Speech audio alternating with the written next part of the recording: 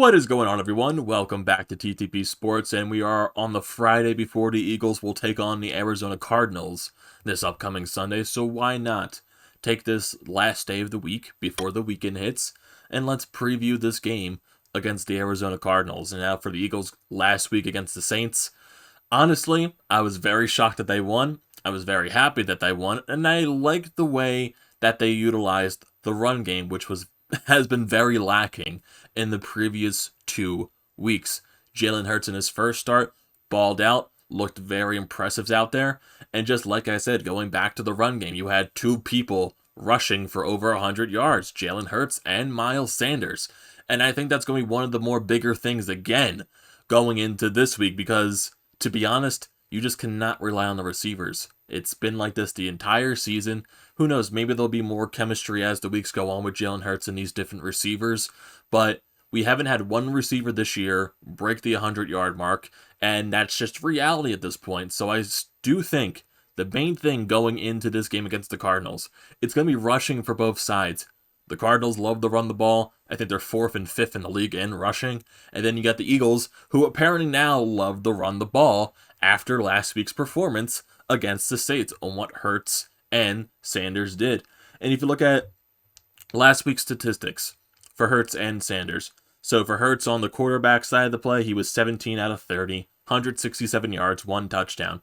Had an okay game. A lot of that completion attempt ratings, I feel like that's more overblown because a lot of the receivers weren't open and he had to throw the ball away so many times. So I think that's why you see so much separation between his completions and his attempts. But then you look at the rushing side. Hurts, he carried the ball 18 times, rushed for 106 yards. And then you go to Miles Sanders, he carried the ball 14 times, he rushed for 115, and he had 2 touchdowns there. And with that impressive 80-plus yard touchdown run that he had during that game. So there is some chemistry right there. There is some type of consistency. And that is what I feel like the Eagles have to try to keep consistent as the weeks go on. But then when you look at the side for the Arizona Cardinals, Kyler Murray, he loves to run the ball. The passing game, I don't think it's as much of a threat, but when you have DeAndre Hopkins as your best wide receiver right there, and probably one of the best wide receivers in the league, that's going to be a very difficult task right there, because right now, Darius Slay, he is questionable going into this game against the Cardinals. And he is one of your best corners. He's one of your best defenders. In the previous few weeks, he has been going up against some of the best competition in wide receiving in the league. DK Metcalf, Devontae Adams, and the list goes on and on and on. And now, if he doesn't play, and now you have to go against DeAndre Hopkins, and you might not have Darius Slay. Maybe it's cooking up for a huge game right there for DeAndre Hopkins, and who knows, maybe that'll happen. He's been a very consistent 100-plus yard receiver this season. Last week against the Giants, he had 9 receptions and 136 yards. And just going to the Eagles side of things, like I said, the receiving game, it just has been very abysmal this season. There really isn't anyone who stands out.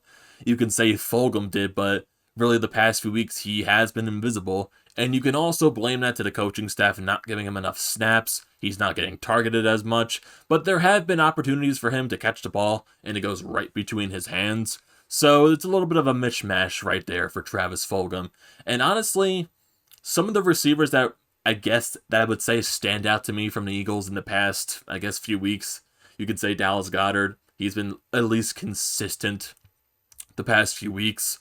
Jalen Reagor, he has been interesting, I would say, this season. There hasn't been any really breakout, but he tends to have sometimes these big plays. It started in that one time when Hurts came in against Green Bay. He made that one big 50-plus yard pass to Reagor. And Reagor last week, he had 2 receptions for 46 yards. He had one chance and he missed it, but then he returned that when the Saints just left him completely wide open and he ran for so much yardage. But I feel like maybe this is the week Reagor has a big game. Maybe that's just me being a little bit optimistic. Maybe that's just me not caring. I think that can also be mixed into that debate as well. But then just going back to the running game, like I said, they love to run the ball. Even though the stats from the game against the Giants last week don't really stand out, you got Drake. He's one of the best running backs in the league. 23 carries last week, 80 yards, a touchdown. Like I said, It doesn't stand out that much just because he didn't get that many yards, but he is going to be a lethal weapon for the Cardinals. Same thing with Kyler Murray. He loves to run the ball. He loves to carry it. 13 carries, 47 yards. His speed is something unreal. And that's one of the things with some of the quarterbacks in this league. It kind of reminds me of that Michael Vick. He was a guy that loved to carry the ball. He loved to run. He utilized his speed all over the field.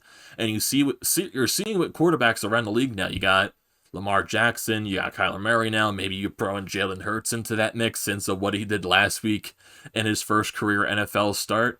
And that's also the thing, too. Would you say, would Arizona, prepare better for Jalen Hurts since last week it was Jalen Hurts' first career NFL start? The Saints really didn't have any tape to go off of him. So maybe will you see the Arizona Cardinals adjust more to Hurts' style of play? Do you see Hurts try to adjust to a different style just to throw the team off guard? That's something you have to look into as well, just going against this team. And with the Cardinals, they're a young and up-and-coming team. They've had their struggles, and they're a very young team.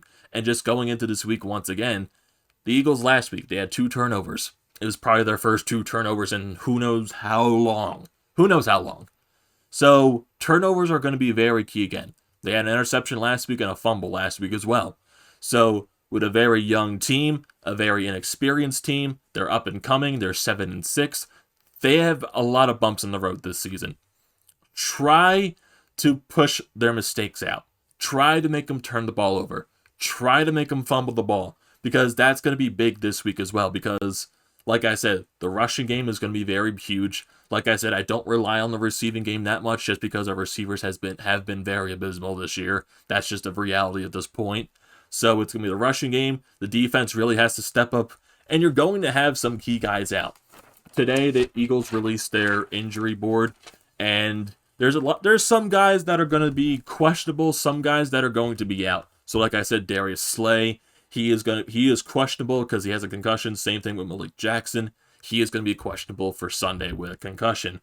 Jack Driscoll and Avonte Maddox, they are not going to be played. They are ruled out completely.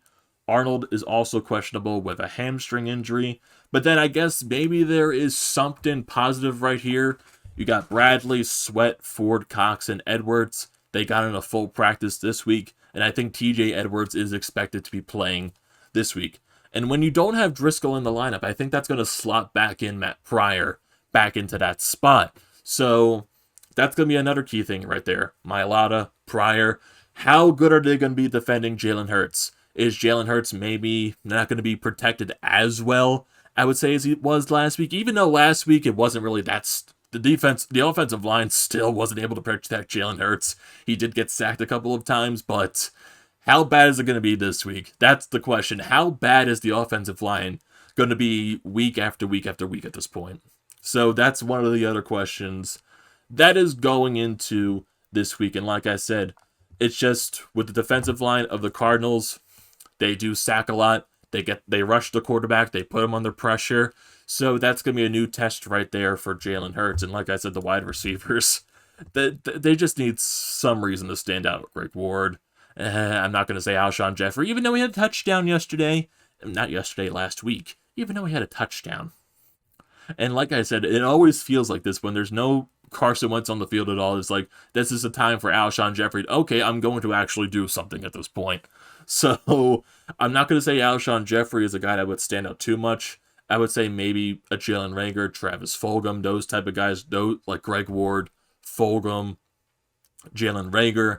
Maybe those are the guys that you should look out for on the receiving end. And like I said, Dallas Goedert, he's been fairly consistent, I would say, the past few weeks. He makes some catches. I think he averaging around like 4 or 5 in the past few weeks or something like that. Just to find some type of consistency, and that's what they need to do. They found some consistency last week with the running game. They need to find a way to get something consistent with the passing game. They just need to find some way. And like I said, maybe this is going to be a much bigger game for the passing, for the Cardinals specifically, for Hopkins, just because Slay is very questionable in this game. And teams, even though Slay is a very good player for the Eagles, teams have not been afraid to throw to him. And he has been matched up with some of the best receivers in the past few weeks. And they have done their damage. And when you don't have Slay in the lineup, that's very questionable. And I do expect Hopkins to have a very, very big game. Probably a very big game for the Cardinals going into the Sunday's matchup. So that's going to be very interesting. How is Jalen Hurts going to adjust? Are the Cardinals going to adjust to his style of play? So basically, it's going to be a game of adjustments. In terms of how close the game was going to be, that's where I'm stumped right now. I know I said that last week that I think that the Eagles weren't going to win, but then they proved me wrong. Going into this week, it's tough. It's very, very tough to think. I feel like overall, this game is going to be close. For some odd reason, I feel like this game is going to be close. Maybe it's an overtime game. You just never know. You know what?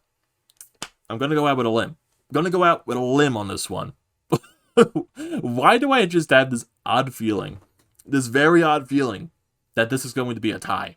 I just have this weird feeling that it's going to be a tie. I just have no idea why. That's the feeling I'm feeling in my gut right now. So, do I stick with it? Do I say one team wins just to make it more interesting? No, I'm going to keep it somewhat interesting. And no one predicts ties, so I'm going to be the guy that predicts a tie right now. That's what I'm going into this week because I really can't gauge both sides.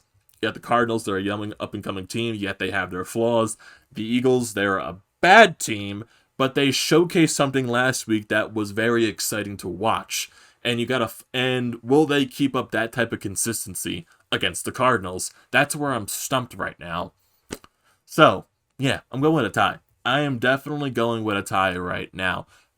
No idea what the score is, but I feel like overall, it might be an exciting game. I feel like it is going to be an exciting game, but then that's where the tie comes in, and that's where it just kills everyone's dreams right there. That's what I'm going with right now, a tie.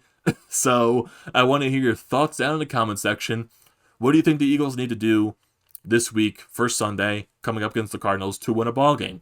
Do you think they're going to win? Do you think the Cardinals are going to win? I want to hear your thoughts. So don't forget to leave a comment down in the comment section. Don't forget to drop a like. Don't forget to check out the Painted Lines, which I am a part of. Their links will be down in the description below.